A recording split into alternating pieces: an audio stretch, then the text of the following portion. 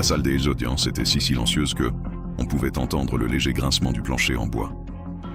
À travers les lourdes portes entra Lily Parker, 5 ans. Sa petite main serrait la laisse de Max, un berger allemand, marqué par une longue cicatrice sur le flanc. Tous les regards se tournèrent vers elle.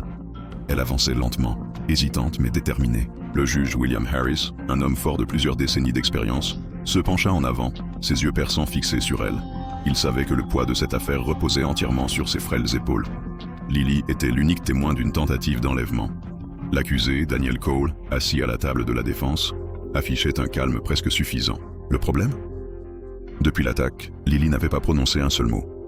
Mais lorsqu'elle prit place sur le siège des témoins, quelque chose se produisit. Ses yeux verts croisèrent ceux de Cole. Ses doigts frémirent. Un minuscule signal silencieux, appris en thérapie.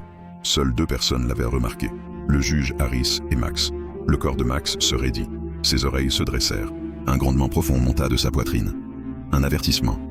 Une reconnaissance. L'air de la salle d'audience changea. Ce n'était pas seulement un chien de soutien qui ressentait le stress. C'était quelque chose de plus profond. Le marteau du juge frappa fort. Pause de 15 minutes. Dehors, Lily s'agenouilla près de Max, serrant sa fourrure comme si c'était la seule chose sûre au monde.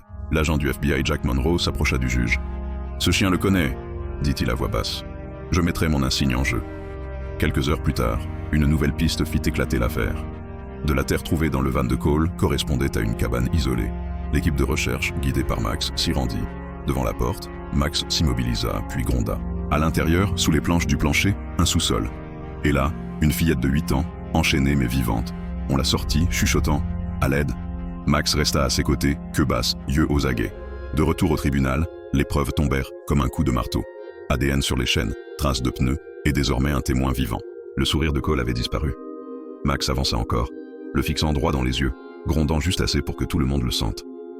Les mains de Cole tremblèrent, puis d'une voix cassée « Je veux changer mon plaidoyer ». Un souffle parcourut la salle.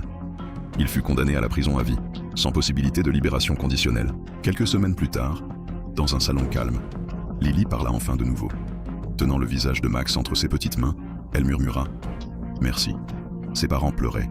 Max remua la queue et resta juste à côté d'elle. Certains liens ne se brisent jamais. Et parfois, l'âme la plus courageuse de la pièce marche sur 4 pattes. Si cette histoire a touché votre cœur, ne faites pas que défiler. Abonnez-vous pour rejoindre une famille où l'amour n'a pas d'espèce. Laissez un commentaire ci-dessous pour nous dire ce que vous avez ressenti.